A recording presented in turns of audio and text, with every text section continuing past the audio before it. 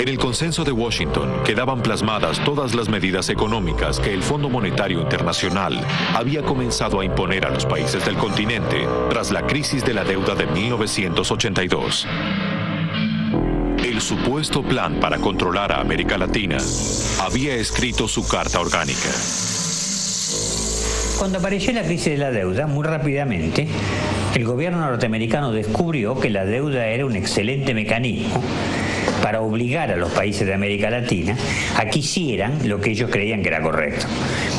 Esto apareció a mediados de la década del 80, un secretario del Tesoro, Baker, empezó a plantear, vamos a darle apoyo a la refinanciación de la deuda contra reformas estructurales.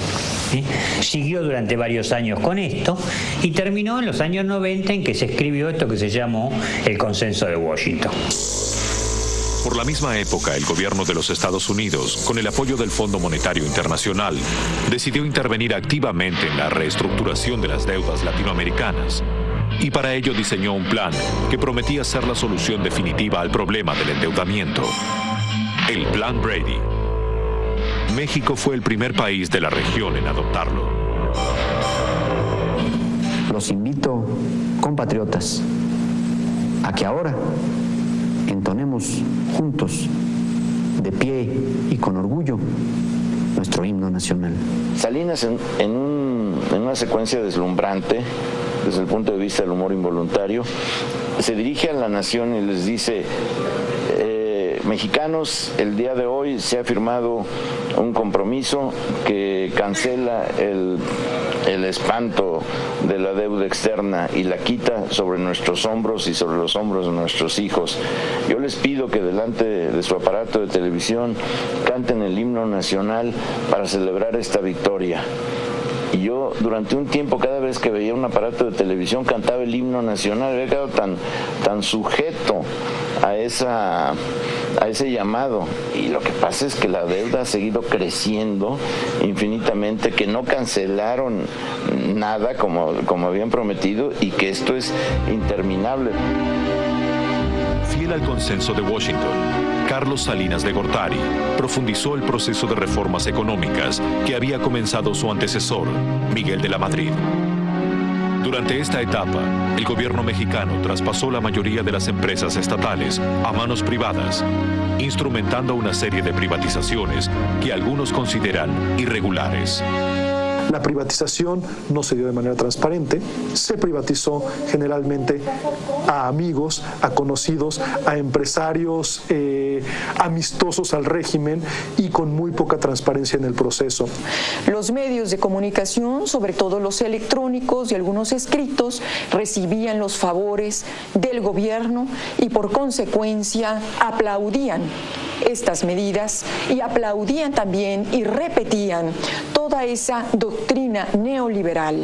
Y también los precios en los cuales se vendieron algunas de las principales empresas paraestatales, particularmente Teléfonos de México y las aerolíneas y algunos de los bancos, según ha habido varios análisis, han sido muy por debajo del precio real de mercado de ellas.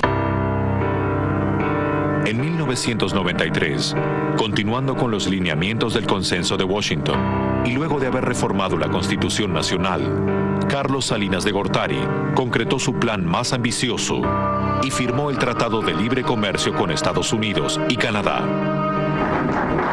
Compatriotas, con la ratificación el día de hoy del Tratado de Libre Comercio de América del Norte por la Cámara de Representantes de los Estados Unidos, se da un paso más hacia la creación entre países soberanos del mercado de libre intercambio más grande del mundo.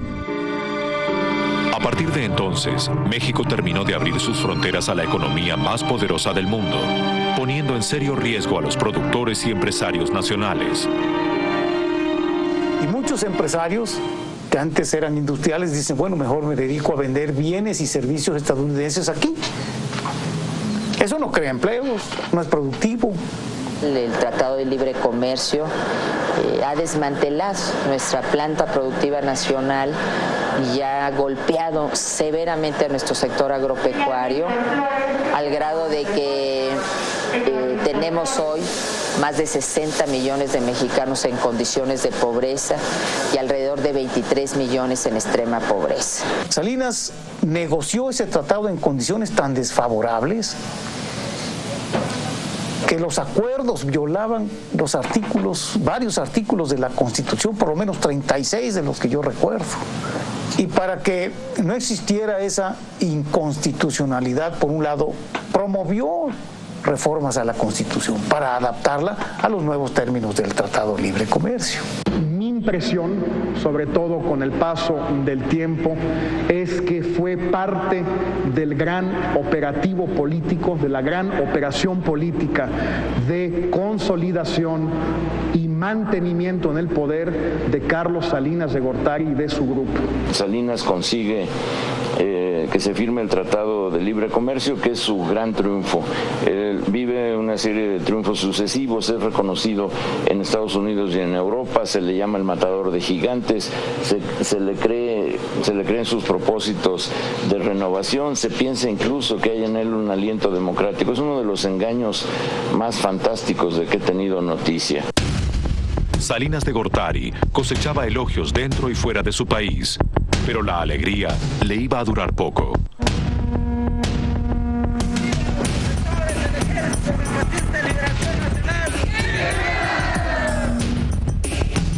El 1 de enero de 1994, el mismo día en que entraba en vigencia el tratado, un grupo de rebeldes armados hizo su presentación pública al tomar el poblado de San Cristóbal de las Casas, en la zona de Chiapas, manifestándose, entre otros reclamos, en contra de las políticas neoliberales del presidente. Hoy, el usurpador Salinas de Gortari, quien se autodenomina presidente de la República Mexicana, miente al pueblo de México diciendo que sus reformas al artículo 27 constitucional reflejan el espíritu del general Zapata. Miente el Supremo Gobierno. Bajo el manto del neoliberalismo que ensombrece nuestros suelos, se encarcela y asesina a todos aquellos campesinos que luchan por sus derechos agrarios. Las políticas neoliberales y el Tratado de Libre Comercio, que auguraban bienestar y prosperidad para México, se habían topado con el primero de una serie de escollos que iban a opacar la imagen de su ejecutor.